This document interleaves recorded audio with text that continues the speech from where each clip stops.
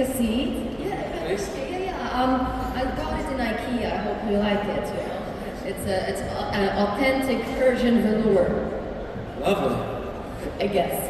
I hope you don't mind. I invited a few guests to the living room. Some neighbours. Just some friends. Just come Hello, on. good morning, good morning. Vegains. Oh, here you go. That's it. That's it. That's it. It's not your first time in Germany, isn't it?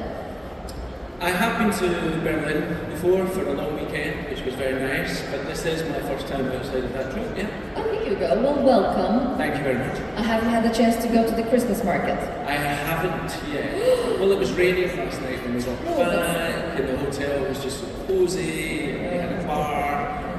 Yeah. But are you going tonight? Like you have to. Possibly, we'll see how the weather is. Even if it's raining, just like you're from Scotland, you're used to rain. Come on. Yeah, but I live in London, I don't really like rain. That's the same thing. It's a lot of It's rain. raining there as well. In fact, I think it's colder in London at the moment. It seems a little warmer here. So. Of course, yeah. Yeah. There's the Christmas lights.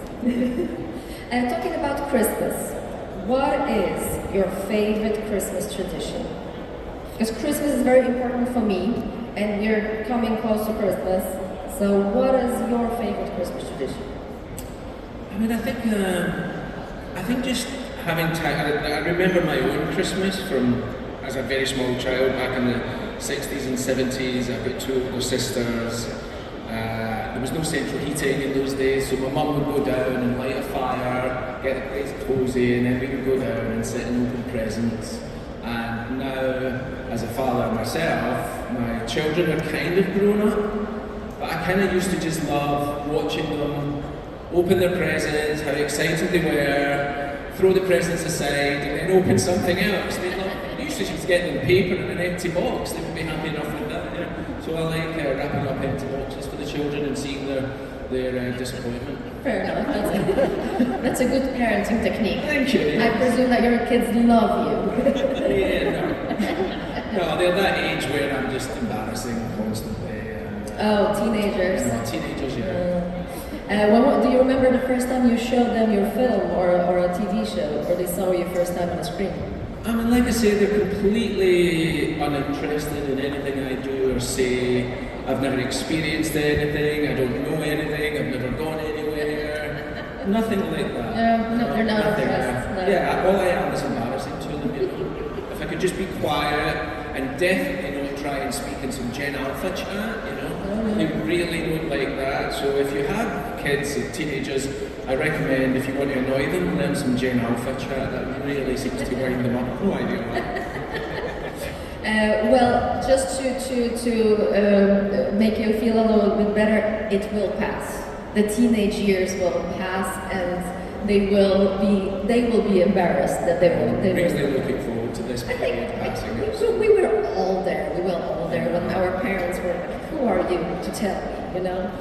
I kind of remember that sometimes. I sort of flip the telescope and I remember how awful I was to my own parents at that age, you know.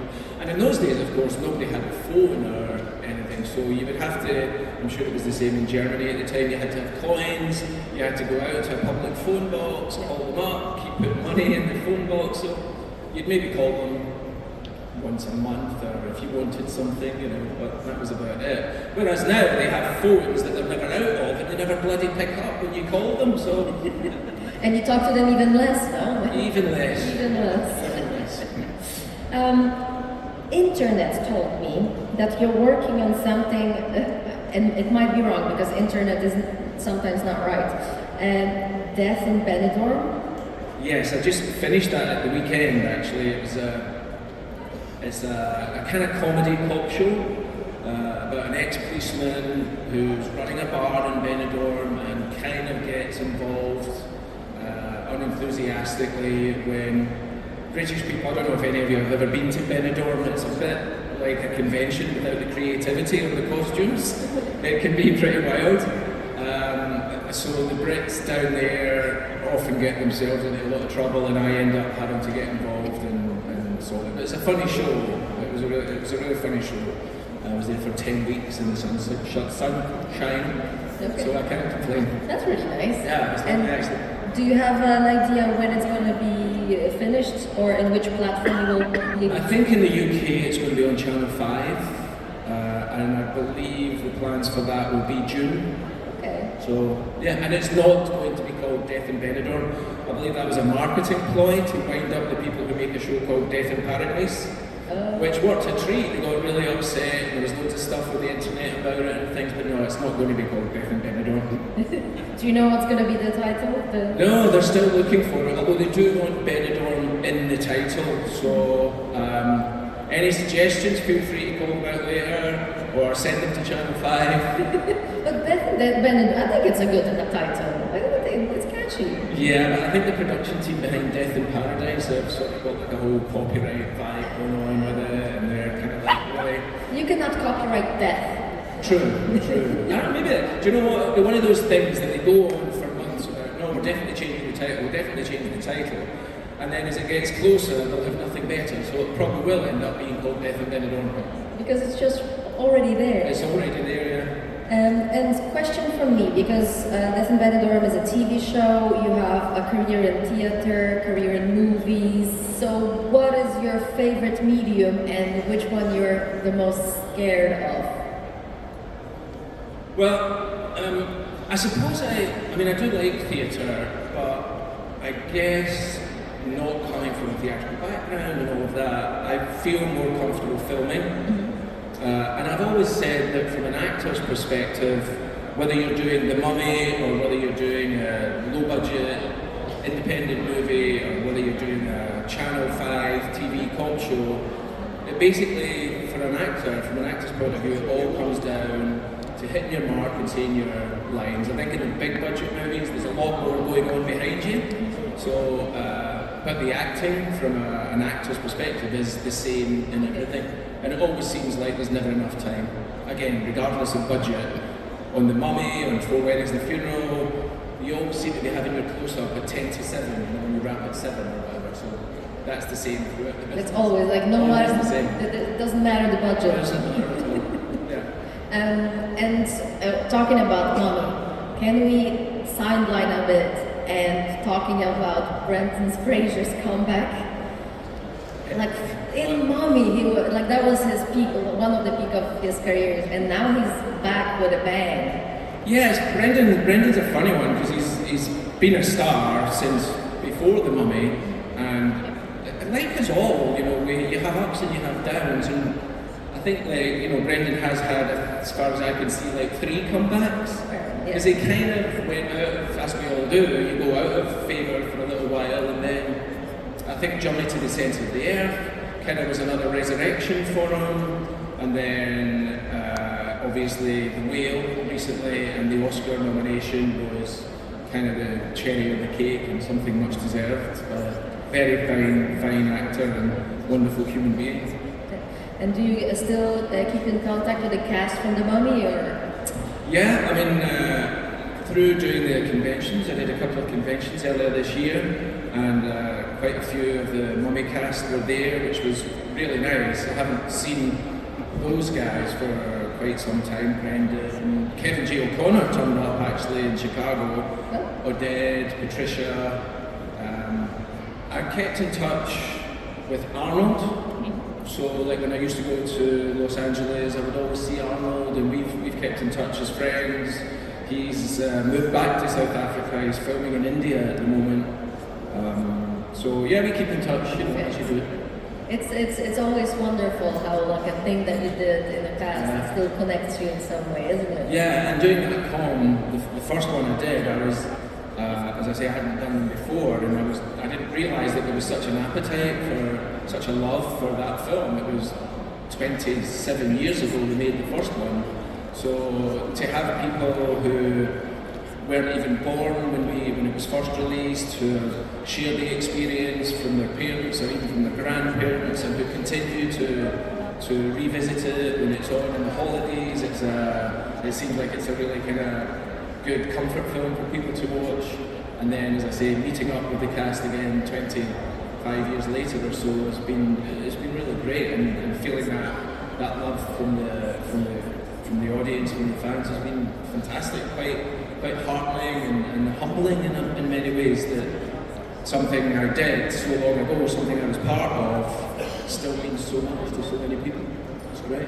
And I think the part of it, the part of that magic is the chemistry that you guys had on screen. It was undeniable. Like it was so good to watch you guys just play from each other. Yeah, I mean it was very much, and again led very much by Brendan, who's incredibly creative, improvisational, just non-stop making things up, and you just got to stay with that. And it was, as you say, it was about playing. We were having fun. I mean, there was a lot at stake, and especially on the first one when we didn't know if there was going to be an appetite for that kind of almost old-fashioned classic family movie.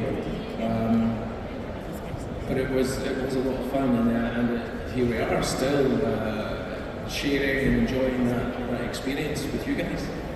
And I know it was almost a quarter century ago, but do you remember any fun stories from your desert life? Well, again, I go back to Arnold because one of the great things I remember was when we went down to the Sahara. As you can probably imagine, there aren't many trees in the Sahara. But Arnold got the drivers, and he paid the drivers to go around and collect loads of wood that we could use as a fire. And we used to have a bonfire like once a week out behind the hotel, and just kind of sit around like kids at a scout camp in the middle of the desert, having a couple of beers and some songs and telling stories, which I think the industry's changed a bit. And again, I blame smartphones for that, where everybody's constantly on their phone and checking their own interests, whereas one of the things I miss most about filming now is the kind of collegiate feel of a group of people sitting around between takes with the lighting, having coffee, and especially if you're working with older actors and hearing their stories. Unfortunately, I've now turned into one of those older actors. I don't know how that happened, but yeah, I kind of enjoyed that vibe a great deal. It's not like this anymore, It's but not, nowhere. unfortunately, yeah. Everything has changed. It's changed, but vive la change. It's life. But I can see that we already have some questions from the audience. Are we ready for that? Hello, audience. Hello. Go ahead. Hi, Phil. What was the fault when they recast Rachel Weisz in The Mummy 3? And do you like the new Mummy with Tom Cruise? The recasting of Rachel, obviously, I don't know any of the behind-the-scenes thing about it. I think Rachel at that point had also been nominated for an Oscar on The Constant Gardener, so her career path was going a different way. The kind of official or the unofficial line I heard on set was that because the child has now grown up and Rachel's obviously very young and very beautiful, it didn't really work with her being the mother of an 18-year-old, 19-year-old kid. But I don't know, make of that what you will. I liked Maria very much, she was also a lot of fun. And the Tom Cruise film I haven't seen because I knew I would be asked what I thought of it, so I'd rather not have any opinions. It's never easy to make any film, and nobody sets out to make a bad film. There's as you say, there's a magic, there's an alchemy when you get a story, you get a group of people, and you try to make a film. It's never easy, and Tom Cruise has made some amazing, amazing films, no doubt, but it seems like that one just didn't have the magic that is required, which you can't legislate for at all. You try to do your best, you try to make something that people like, but it doesn't always work out that way. And what about you? Do you like that Mummy with Tom Cruise? Well, not really, but I grew up with the two first, with the Rock. Yeah. And for the ranking, 1, 2, and then 3, and then Tom Cruise. Okay. The last one. Yeah. Fair enough. Well, thank you so much for your question. Thank you very much. Thank you. Thank you. And next question, please. Hello, good Hello. morning. I have two questions that are me. Which acting job did you enjoy the most? Which actor's job did you enjoy the most? I mean, there was something special about The Mummy, the doing of it, the people. the fact that it was a big studio film, you know, like for a young actor, like myself, I wasn't very young when I did it, but in terms of getting into the industry, to be a part of the kind of history, not just of that story, but of the studios, the Universal, the little plane going around the world. I remember the night before starting shooting, there was a film came on TV and it had that Universal logo, and it was just so like, oh my God, I'm going to be in one of those films. It was really exciting. Yeah. Did you did any improvisation in the Mummy that stepped into the movie? I mean, I think there was a lot of improvisation in the film. You know, at the very beginning, I remember kind of looking at this and thinking, I don't quite know where I fit in here. There's Brendan and Arnold, the big handsome hero, and the bad guys, and Rachel and Patricia, and then there's Oded, he's the hero, and Omid Yali, he was like the comedy buffoon, and Kevin J was like sneaky and slimy, kind of little villain. And I was like, I don't know where I fit in, and I spoke to Steve Summers, the writer and director of it, and I said, you know, what am I doing? What do you want from me in this production? And he said that you just hang around in the background and make things up, and if you do anything funny, I'll give you a close-up. So if I'm in the film, it was probably made up. Thank you. Thank Thank you. you so much. Next question, please. Hi, thank Hi. you. I just have a quick question. The character is very chaotic and very funny, obviously, but then at the end he kind of helps in his very own way. And I was just wondering, when you ever fall back into those characteristics, do you kind of reminisce about him? Do you kind of remember him maybe? I mean, I suppose the thing about any acting is that there's a decent sized, a decent percentage of yourself in those characters, and we all have different sides to ourselves. If we go to speak to the bank manager, we're trying to be professional and respectable. If we're hanging out with our friends, having a few beers around the campfire, we're maybe a little goofier.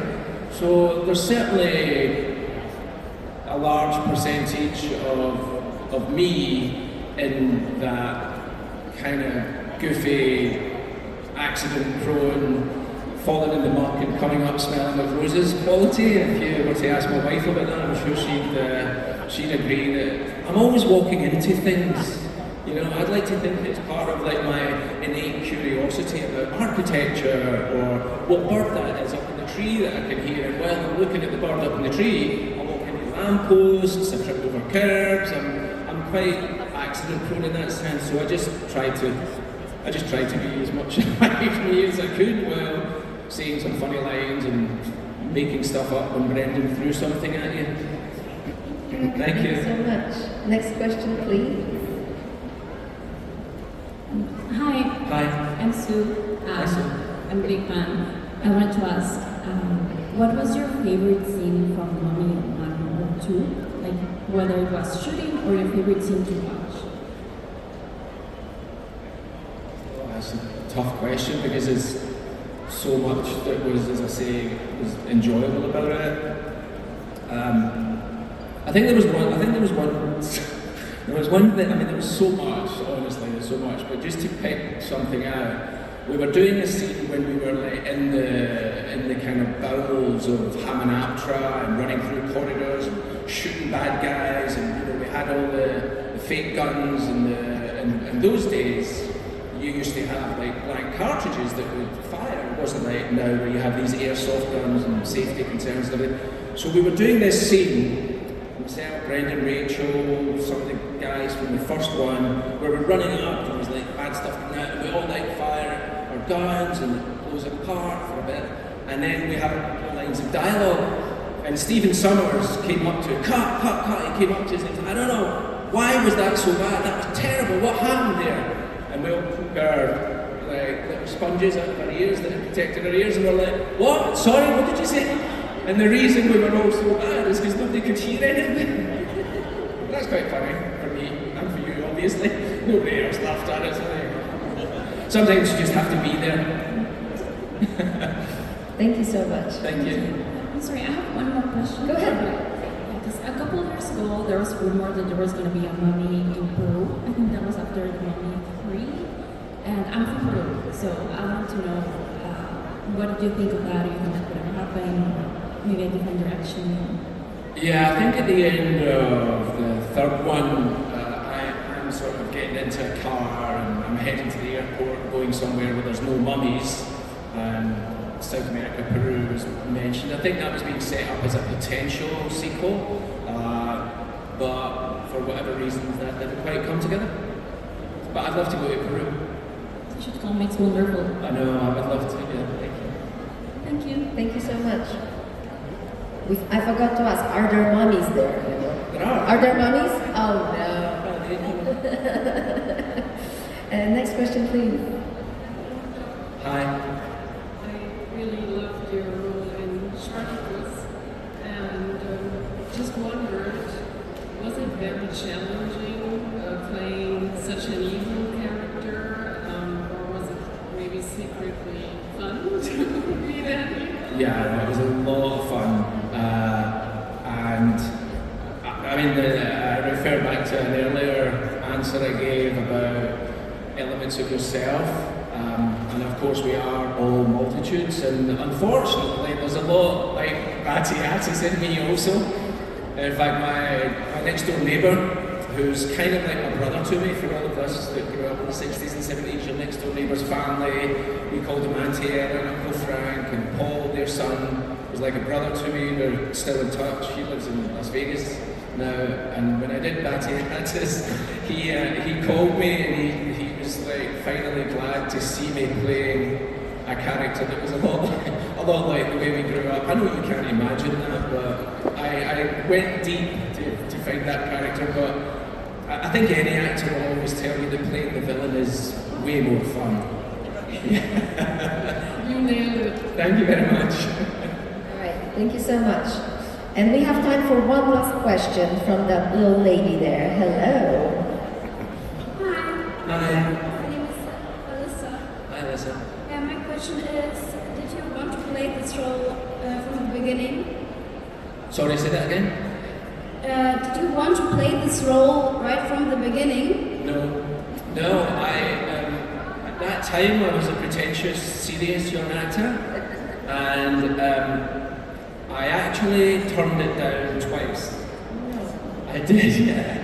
I had been offered like a really interesting, independent film set in former Yugoslavia about militias and really kind of worthy stuff. And yeah, I mean, I was quite pretentious and saw myself as a very serious actor. I hadn't really done comedy as such. And so I turned it down to do this other film. And then they came back with an improved offer. And I turned it down again to do this other little film, which nobody's ever heard of. I don't think I've never heard of it.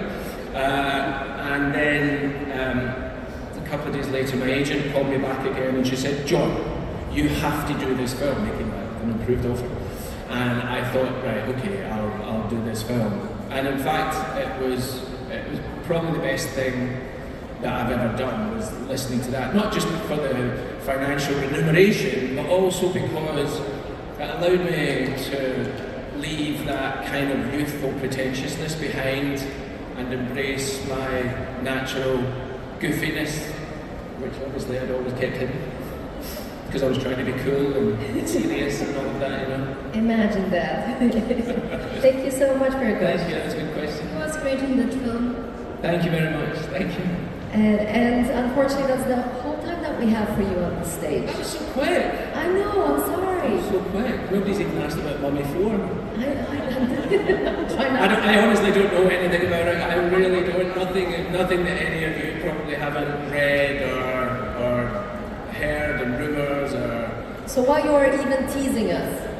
Well, because I had some Jane Alpha chat lined up. If anybody did ask me about it, I was going to put the fries in the bag on that one. Tell you that I didn't actually know anything official at all. But I do believe that there is good intentions to move forward from the studio. I think the stuff that we've read about in the papers certainly has way more substance to it than the rumours of the last few years. But there always have been rumours. But I do believe there is the will to make it happen there, but as we say, many a slip between cup and lip. So we'll see what happens on that, but yeah, fingers crossed there. All right, and with that hope in our hearts, thank you so much for being Thank you. here. And guys, I need a round of applause for John Hamla.